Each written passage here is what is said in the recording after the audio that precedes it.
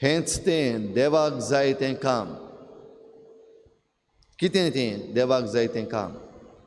आयज भाव भयणीनो, जरी तर आमी जण एकल्यान आमचेच लागीं विचारलें, हांवें कितें केल्लें जाय देवाक, म्हजें काम कितें ह्या संवसारान, जाबाब घडये आमकां जाप्प करून मेळचो ना. हो जाबाब सोदपाक मातसो अवघड. आनी हो जाबाब जरी तर सोदतले हांव, जाल्यार ताचेर नियाळ करपाची गरज आसा, ताका अणभवपाची गरज आसा. हो लोक आयच्या शुभ वर्तमानान आमी पळयता सोदीक भोंवतालो जेजूचे. जेजूक सोदूंक एक तोडीर तावन दुसरे तोडीर ते पावले. आनी सोदपाचें कारण कितें? जंय जेजून उंडे वाडयल्ले आनी सगल्या लोकांक वांटलेले त्या जाग्यार ते गेले. आनी ह्या पासत जेजू तांकां एके भाशेन झुपाटी दिता आनी म्हणटा, तुमी म्हजे सोदीक आयल्यात ते कित्याक आयल्यात तें हांव एकदम बरें जाणा. जंय उणें केल्लें तुमकां जेवण धादूस जाव पासून दिल्लें, देखून ह्या जेवणाचे आशेन एके भाशेन तुमी आयल्यात. असलें सोरता तसल्या जेवणा पासत तुमी त्रास घेनाकात. एका सुवातेर तावन दुसऱ्या सुवातेर वचूंक, दुसऱ्या सान तिसऱ्या सुवातेर वचूंक त्रास घेनाकात, हें जेजून तांकां सांगलां. पूण त्रास घेवपाकूच जाय जाल्यार त्रास कित्याक घेवपाचे? सासणाक तोखता तसल्या खाणा खातीर त्रास घेयात. आनी भाव भयणीनो, सासणाक कितें तोखता आनी सासणाक कितें तोगना तें आमी सगळीं बरे भाशेन जाणा.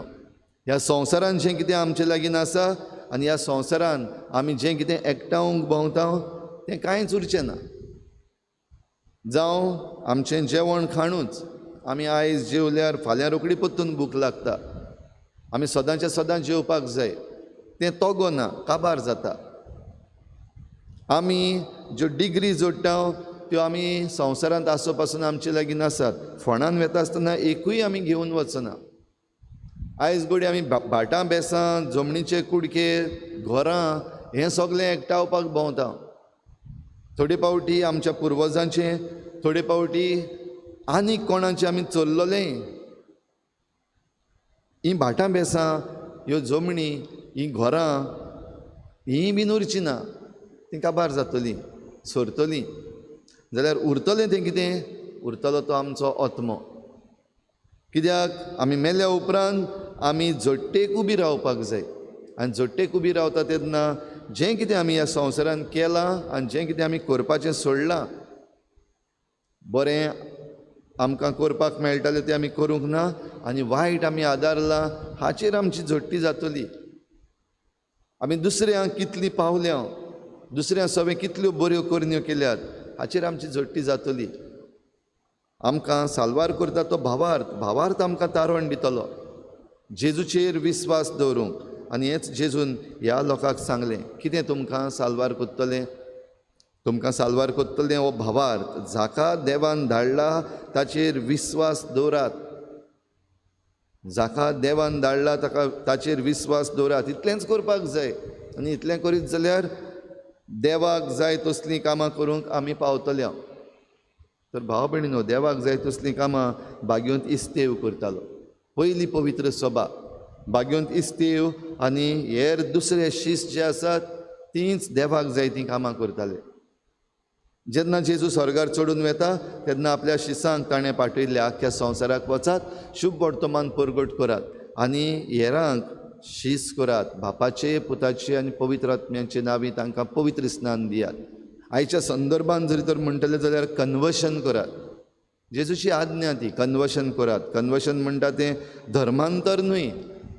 एका धर्मांत हांव दुसऱ्या धर्मान उडी मारली, आपणाक फायदो जाता म्हूण असलें कन्वर्शन न्हय, पूण काळजाचें कन्वर्शन, काळजाचो बदल.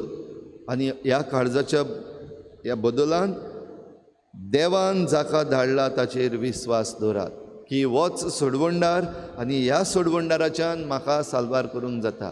हें सत मानून घेयात. आनी जो कोण सत मानता तो ह्या पवित्र पुस्तकान सत मानता. देवाचें उतर जें आसा तें वाचता आनी तें आपल्या जिवितान घालता. साक्रामेंत आमकां दिल्ले आसात. आमकां कुरपेची झर कशी ह्या साक्रामेंतांनी वांटो घेता आनी तातूंतल्यान आपणाक जिवीत जडून घेता. तर आयच्या दिसाक भाव भयणीनो आमकां ही कृपा मागुया. जेजूचेर आमी विस्वास दवरता जाल्यार देवाचें उतर वाचून मागणें करून एक जावुया. देवाचेर जरी तर आमी विस्वास दवरता जाल्यार ताणें आमकां आज्ञा दिल्या ते भाशेन होच जेजू जो आमकां मेळ्ळलो आसा तो आमच्या उतरांनी आमच्या कोरण्यांनी दुसऱ्यांक दिवया. आनी अशें करपाक ह्या दिसांनी भोव करून जायत्यो आमकां वयर सकयल जाल्लें दिसता. थोड्यांनी मुद्दम एके भाशेन उजो घातलेलो आमकां दिश्टी पडटा. असल्या वेळार आमी चतूर रावपाक एकदम गरजेचें. पारव्यां वरी सादें तरूय स्वरपा वरी चतूर जायात अशें म्हणून आमकां जेजून सांगलां. जाल्यार जें कितें आमचे भोंवतणी घडटा कित्याक करतात तें, कशें करतात तें, आमी कितें केल्लें तांकां जाय, आमकां ते खंयचे वाटेन ओडटात हें सगळें समजून घेवंक आमकां हीच जेजूची जाणवाय मागुया.